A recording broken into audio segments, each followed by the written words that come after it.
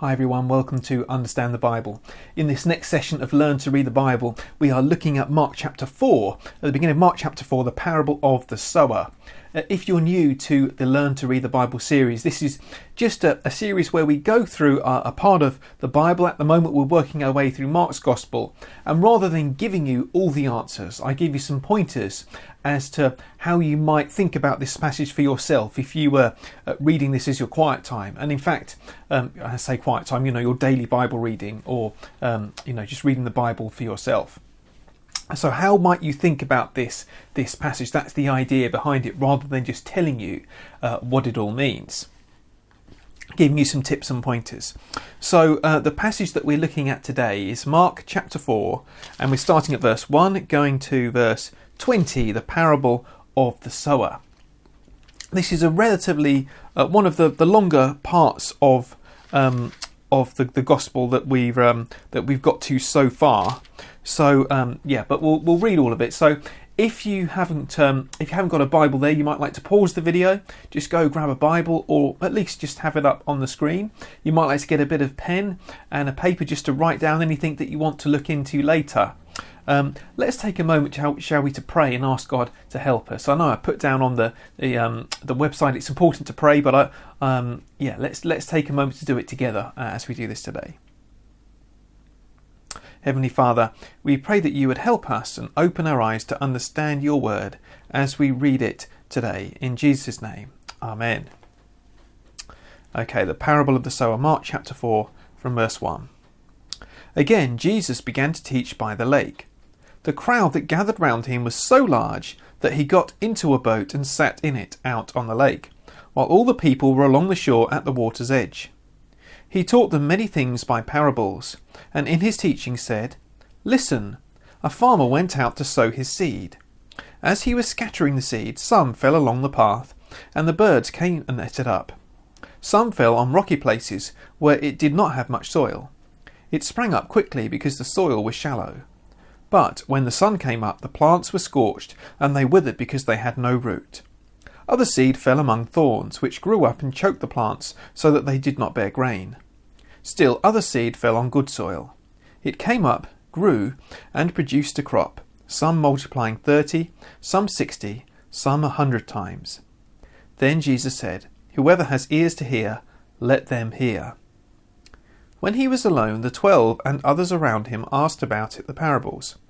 Then he told them, 'The secret of the kingdom of God has been given to you. But to those on the outside everything is said in parables, so that they may be ever seeing but never perceiving, and ever hearing but never understanding. Otherwise they might turn and be forgiven.' Then Jesus said to them, 'Don't you understand this parable? How then will you understand any parable? The farmer sows the word. Some people are like seed along the path where the word is sown. As soon as they hear it, Satan comes and takes away the word that was sown in them. Others, like seed sown on rocky places, hear the word and at once receive it with joy.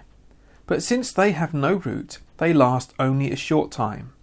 When trouble or persecution comes because of the word, they quickly fall away. Still others, like seed sown among thorns, hear the word, but the worries of this life, the deceitfulness of wealth, and the desires for other things come in and choke the word, making it unfruitful. Others, like seed sown on good soil, hear the word, accept it, and produce a crop, some 30, some 60, some 100 times what was sown." Okay, so let's take a few minutes to think about this passage. So I'm sure as we were going through, you noticed that there's it's kind of in three sections. Firstly, there's the actual telling of the parable, and then Jesus explains why he teaches in parables, and then there's the actual explanation. So it's quite interesting that we've got the parable and then the explanation at the end. And this is one of the few parables actually where Jesus kind of explains in detail what the parable actually means. And I think it's meant to help us understand parables a little bit and understand why Jesus taught in parables. Well, let's begin with the beginning. And you remember one of the big themes that we've had through Mark so far is the crowds pressing in on Jesus. And here he even has to get into a boat, get into the boat, go out onto the lake, and the people sit by the shore at the water's edge. And it must have been an amazing sight to hear someone so popular that they had to get into a boat for people to be able to hear them. And he taught them many things by parables. And he tells this parable of a farmer and the farmer sowing the seed. Now, what do you think what would you have thought when you just first heard the farmer sowing the seed? Would you have understood this parable in the way that Jesus describes it? And this is, I think it's important to start thinking about parables in the way that, this is kind of teaching us really a bit how to understand parables, not just to understand, in general terms, in specific terms, what this parable is, but understanding in more general terms. Because a parable is something which teaches us truths about God and about Jesus and about the gospel and the kingdom of God, all of those kind of things. So what is Jesus trying to teach here? What's Jesus trying to teach with this parable? Of course, we find that out. So let's focus more on that. So Jesus, we'll skip over the actual the parable itself, and we'll focus more on the explanation. But let's just move on to verses 10 to 12. So the 12 come to Jesus and they ask him what the parables mean. Now, this is something that I think is really significant. We might skip over this, but what do you do if there's something in the Bible that you don't understand? If you come across a passage of the Bible that you just doesn't mean anything, do you reject it? Do you try to get some help with it? What do you do? And I think this is why it's significant to actually ask for help. Now, as the disciples did, it's not, if you need help understanding, it's not a problem. And that's why I understand the Bible's here, that's why your church is there and so on, your pastor, whoever it may be. We can ask, and that's really important. I think it does demonstrate how important it is to ask.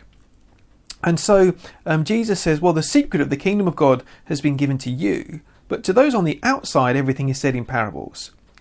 So he says the disciples, they have the secret of the kingdom of God. What do you think that means, the secret of the kingdom of God? Why does Jesus call it a secret? Now, does it mean it's not something which is obvious? Does it mean it's something which is perhaps not everyone has access to? And that might be something that you might like to think about. He says, he quotes here, and if you look down, you see in my Bible it's got a little A, and underneath there it says Isaiah chapter 6 verse 9 and 10 if you look down at the footnote. So this is a quotation again from the Old Testament. Another one of the things that you might like to do, sometimes if you're trying to understand a quote, you might like to have a look back in the Old Testament and to see what the context of the quote is, because sometimes it really helps to kind of think about what's going on. That perhaps requires a bit of knowledge. So you might like to have a look at that, but perhaps for today, depending on how brave you're feeling, might be a good thing to do. So Jesus says it's to fulfill this prophecy that they may be ever seeing but never perceiving, and ever hearing but never understanding. Otherwise they might turn and be forgiven. So he's saying that this is like God's judgment on the people, so that if the things weren't in parables, then they might turn and be forgiven. But this is so that they can be ever seeing but never perceiving, and hearing but not understanding. So in other words, it's like the parables are kind of a fulfillment of that prophecy that they wouldn't understand. They wouldn't understand the gospel. Now, I don't think that Jesus is saying, I don't want people to understand the gospel. But I think it's saying that the people who have the secret of the kingdom of God will understand the parables, and the people who do not have the secret won't. Now, what's the difference between the two? What do the disciples do? They come up to Jesus and they ask him, they ask for help. They want to find out, and they won't, they won't rest until they get an answer. The people who do not have the secret of the kingdom of God, they're not bothered. And so this is the purpose of the parables. It kind of sorts out the wheat from the chaff. It sorts out these things. And I think that's what Jesus is talking about here. Now you might like to think a little bit about this, because this passage is all about responding to God's word and how we respond to it. And think about how perhaps you've tried to speak about Jesus to people, and it seems like you're just speaking a foreign language. That nothing that you say actually makes sense. And you might like to think about how people respond. And this is exactly what the parable of the sower is all about.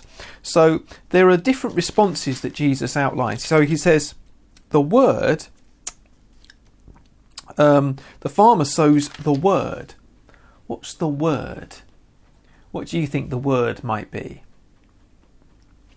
I think the word is probably the gospel, the message that Jesus is giving. As we saw, repent and believe in the good news. I think that is the word. And there are different responses, and there are 4 different responses given here. So some seed is sown along the path and Satan takes it away. Some seed in rocky places, and some is sown among thorns, and some is sown on good soil. Now, what I want you to do I'm going to stop talking in a minute, but I think this is quite self-explanatory.